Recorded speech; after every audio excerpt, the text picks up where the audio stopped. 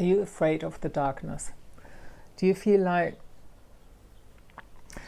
it is, you're supposed to be happy all the time and you're supposed to produce happy things or whatever it is, because we seem to live in a society that's kind of more and more on this don't complain about anything, don't show how you're really feeling, and be happy all of the time. And I wonder, that this longing for being seen again and the longing to maybe integrate our wild part more again, is this wildness is maybe found in those things that we call I hate that expression, but the negative emotions or the darker things, the darkness. But I really think there needs to be a balance. And it's funny, I think I just saw that today on Instagram. There was this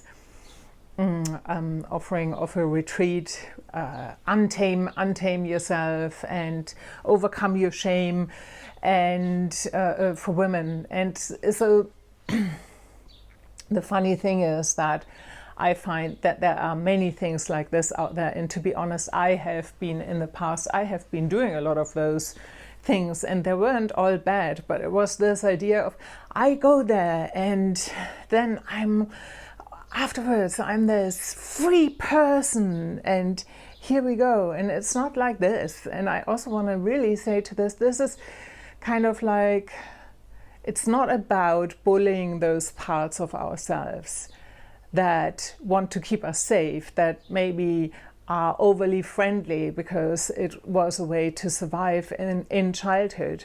It's not about bullying those parts and just say, go away, I want to be this free person. That's totally unrealistic. And I think, if anything, when we go on a journey of expressing ourselves more freely, it is a lifelong journey. There's always more to discover. And I think it is very important that we don't come from this angle which is very easily done, by the way, and I fall into that trap. It's a very easy trap to fall into. You're taking this pressure part with you, and that's running the show, that's saying, now you have to become this wild, free person. But it's not about that.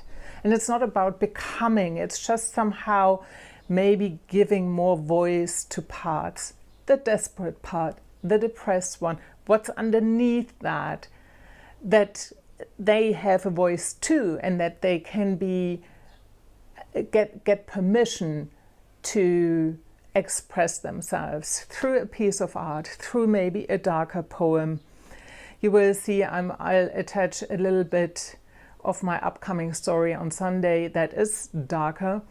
It's called The Moon Has Fallen. I will attach a little bit of a snippet, but I think it is really about finding the courage to embrace all of us, especially if you want to create, but for every one of us, to embrace it and to bring curiosity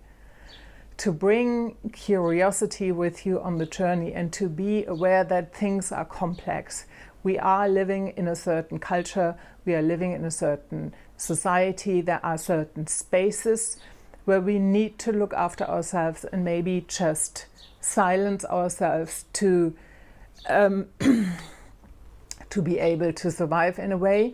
And then there are other spaces like creativity, in my opinion, where we can let loose. And there are spaces maybe where we can decide, okay, I'm going to take a little bit more of that naughty part of myself, or however you want to call it, and stand up for myself finally.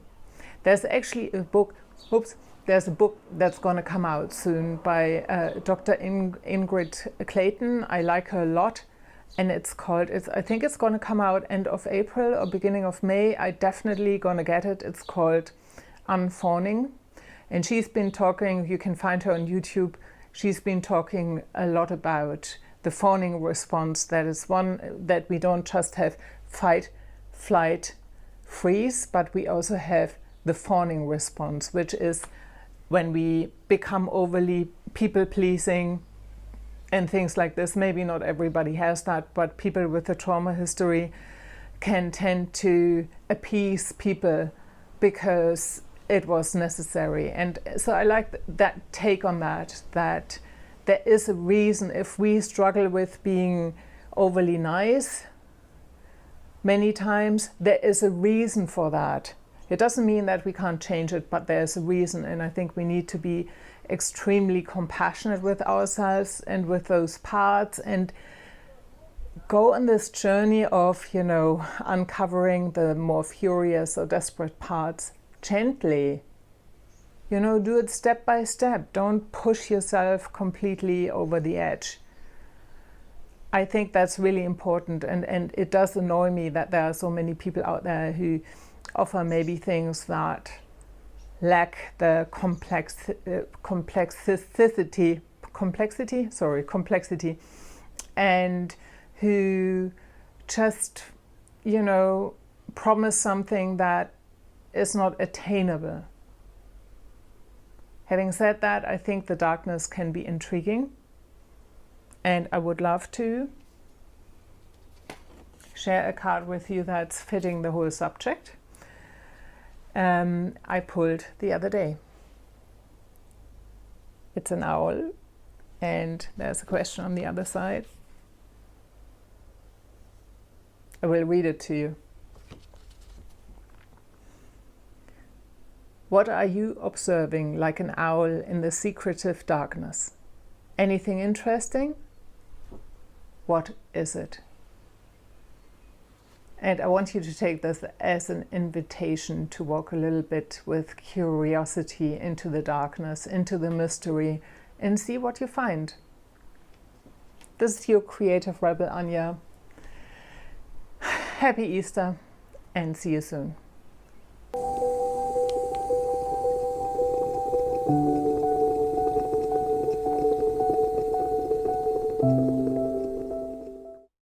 In winter, the shadows are guiding.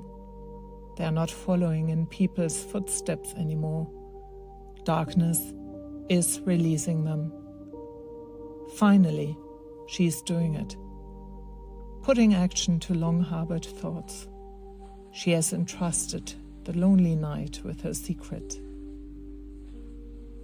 Sleeplessness is pounding at me like a howling storm.